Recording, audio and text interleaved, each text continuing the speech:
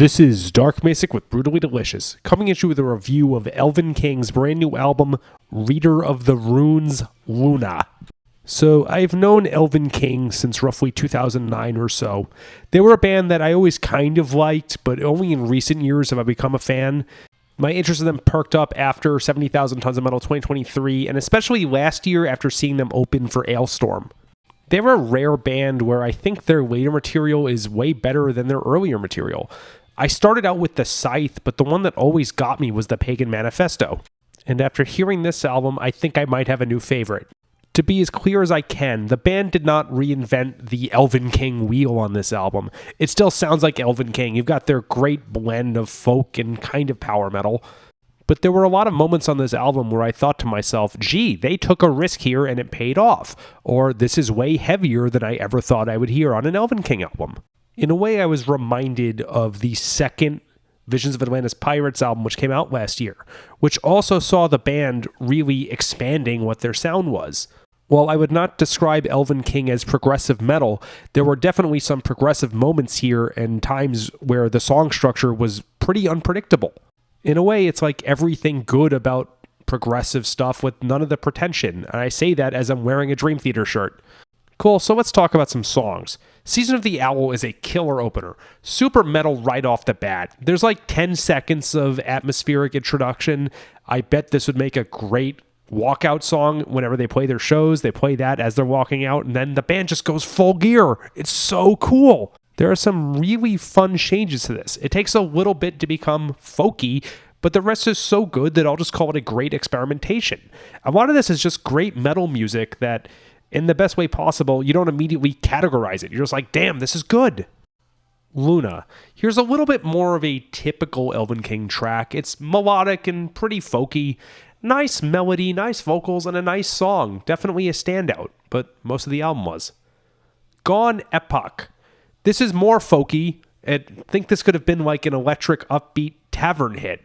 I always like songs that sound like they could have been played in medieval tavern, like the Bard song by Blind Guardian is the most boring example out there. But this one is upbeat. It's not a ballad. It's electric. Maybe it's like adjacent to medieval metal. It doesn't sound like Saltatio Mortis or anything like that, but it is a similar vibe. On These Haunted Shores. This is pretty heavy for them to the point where I forgot I was listening to Elvenking and I thought it was Amon Amarth at first. But then his voice came in and, it's pretty distinctive. I'm like, oh yeah, they're just, changing up a bit. I was actually occasionally reminded of Bloodbound here. This chorus sounds like it could have been a collaboration, which is a great thing because Bloodbound writes great choruses. Throes of Atonement. Give me that double bass, motherfucker. It's a great folky burner, and it's kind of everything I want from Elvenking.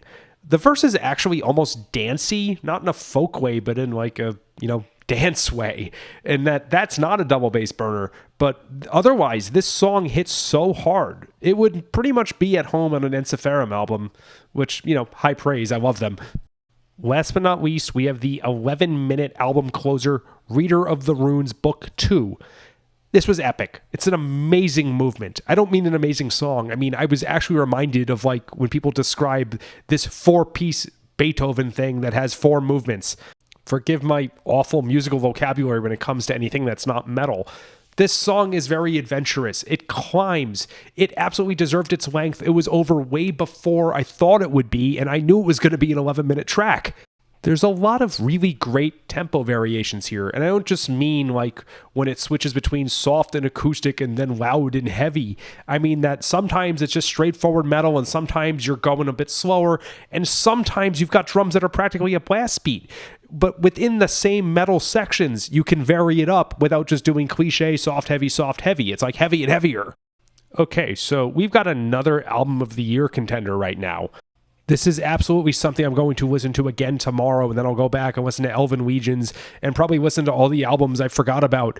I cannot accentuate enough that the band had a great deepening here. I don't want to say they evolved because that makes people think they had a stylistic change. I just think the songwriting became way more sophisticated. And for a band that's coming up on 25 years since their debut, that's incredible. Thanks so much for this, dudes. Please come back to the US and headline. If not, get back on 70K or like Mad with Power next year. Rock on.